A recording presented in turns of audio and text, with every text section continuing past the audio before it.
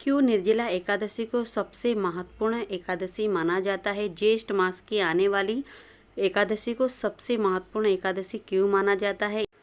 अगर आप साल में कोई भी एकादशी का व्रत नहीं रख पाते हैं तो सिर्फ निर्जला एकादशी का व्रत रखने से आपको सारी आपकी मनोकामनाएं पूर्ण हो जाती है। माना जाता है कि सबसे बड़ी एकादशी होती है, तो इसका आप व्रत कर सकते हो। बहुत ही कठिन एकादशी होती है, तो प्लीज़ वीडियो को पूरा देखिए। इसमें मैं बताऊंगी आपके साथ पूरी विधि विधान से आप पूजा कैसे कर सकते हैं।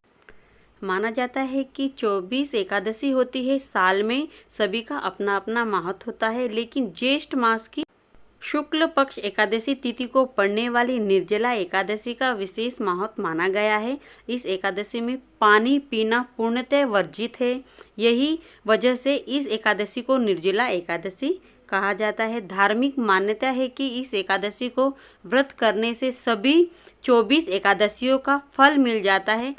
तो आइए जानते हैं कब है निर्जला एकादशी और क्या है इसका शुभ मुहूर्त और कैसी हम पूजा कर सकते हैं विधि विधान से, और है इसका क्या महत्व। तो चलिए जानते हैं। निर्जला एकादशी को धार्मिक शास्त्रों में भीमसेन एकादशी के नाम से भी जाना जाता है। इस बार यह एकादशी 21 जून सोमवार को पड़ रही है। निर्जला एकादशी की तिथि 20 जून को शाम 4:21 से आरंभ होगी। यह तिथि 21 जून को दोपहर 1:31 पर समाप्त होगी।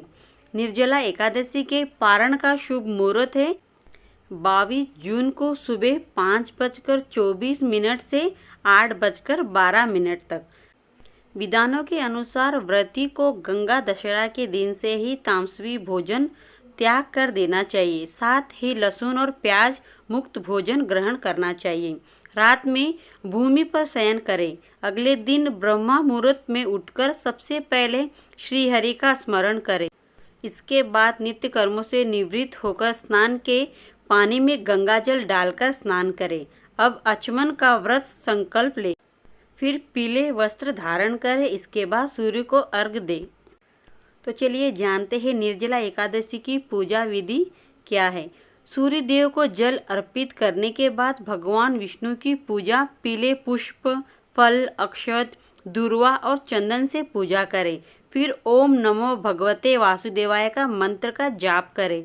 इसके बाद निर्जला एकादशी की कथा करके आरती करें। इस दिन निर्जला उपवास रखने का विधान है, लेकिन मन में कोई भी संशय हो या व्रत संबंधित अन्य जानकारी चाहिए हो तो विधानों में से भी परामर्श ले। द्वादशी के दिन शुद्ध होकर व्रत पारण मुहूर्त के समय व्रत को खोले। सबसे पहले भगवान श्री विष्णु जी को भोग लगाएं। भोग में कुछ मीठा जरूर शामिल करें। इसके बाद सबसे पहले भगवान का प्रसाद सबको बांट दे। ब्राह्मणों और जरूरतमंद को यथाशीत दान दक्षिणा देकर स्वयं प्रसाद ग्रहण करें। ध्यान रखें व्रत खोलने के बाद ही आपको जल का सेवन करना है। पौराणिक कथाओं के अनुसार जब महर्षि देवव्यास ने पांडवों को पुरुषार्थ, धर्म, अर्थ, काम और मोक्ष देने वाली एकादशी व्रत का संकल्प कराया तो महाबली भीम ने निवेदन किया, महर्षि आपने तो प्रति पक्ष 1 दिन के उपवास की बात की है।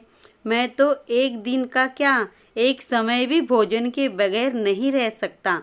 मेरे पेट में वक्र नाम की जो अग्नि है उसे शांत रखने के लिए मुझे कई लोगों के बराबर और कई बार भोजन करना पड़ता है। तो क्या अपनी उस भूख के कारण मैं एकादशी जैसे पूर्ण व्रत से वंचित रह जाऊंगा? महर्षि ने भीम की तपस्या का निदान करते और उनका मनोबल बढ़ाते हुए कहा, नहीं कुंती नंदन, धर्म की यही तो विशेषता है कि वह सबको धारण ही नहीं करना, सबके योग साधना व्रत नियमों की बड़ी सहज और लचीली व्यवस्था भी उपलब्ध कराता है। अतः आप ज्येष्ठ मास के शुक्ल पक्ष की निर्जला नाम की एक ही एकादशी का व्रत करो और तुम्हें वर्ष की समाप्त एकादशियों का फल प्राप्त होगा। निसंदेह तुम इस लोक में सुख, यश और मोक्ष लाभ प्राप्त करोगे। वेदव्यास के इतने आश्वासन पर तो भीमसेन भी इस एकादशी का विधिवत व्रत करने को सहमत हो गए। इसीलिए वर्ष भर की एकादशियों का पूर्ण लाभ देने वाली इस ज्येष्ठ निर्जला एकादशी को लोक में पांडव एकादशी या भीमसेन एकादशी के नाम से भी जाना जाता है। मान्यता है कि इस दिन जो स्वयं निर्जल रहकर ब्राह्मण या जरूरतमंद व्यक्ति को शुद्ध पानी से भरा घड़ा दान करता है, उसे जीवन में कभी भी किसी बात की कमी नहीं होती है, हमेशा सुख समृद्धि बनी रहती है। अगर आप साल में एक भी एकादशी का व्रत नहीं रख पाते हो तो सिर्फ ये एकादशी का व्रत रखने से आपके सारे मनोरथ पूर्ण हो जाते हैं और जो 24 एकादशी होती है साल में, उन सारों का आपको पुण्य फल एक ही एकादशी में मिल जाता है।